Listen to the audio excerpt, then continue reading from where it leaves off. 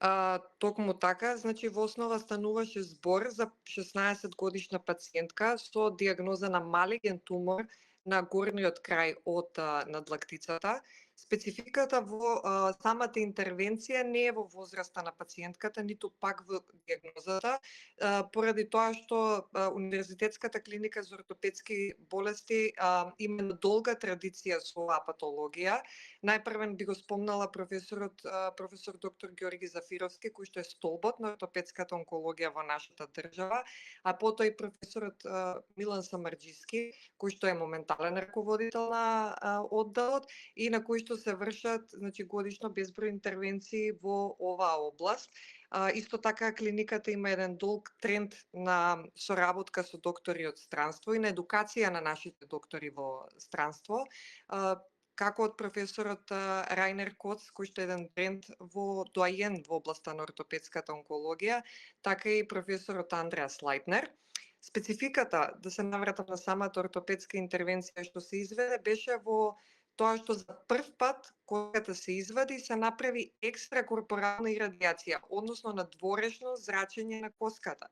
На клиниката за онкологија и радиотерапија, потоа коската беше вратена и беше повторно реимплантирана, односно фиксирана на пациентот, со што се обезбеди еден функционален екстремитет, односно процедура за спасување на екстремитети.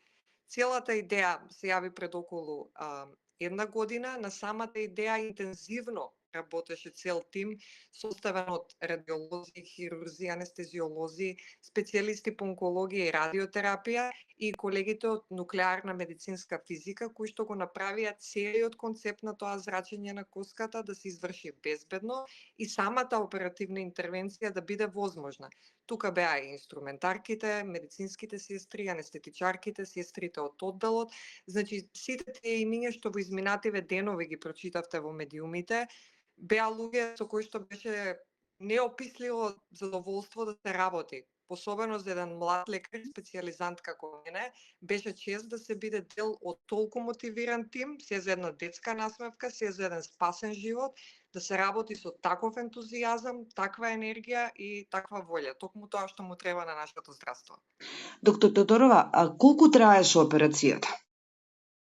Или Значи, целиот, па да, оперативен зафат е тоа, така? Да.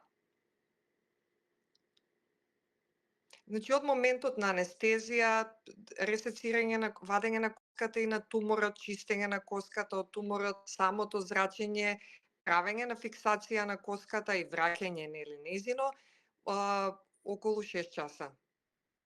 Се надевам пациентката или пациентот е добар, го следите? Од тоа што можеме да кажеме за сега, значи пациентката е во добра општа состојба со очувани движења во раката, без знаци за инфекција или некоја постоперативна компликација. Останува во наредниот период да се следи пациентката и да се види целокупниот исход од самата оперативна интервенција.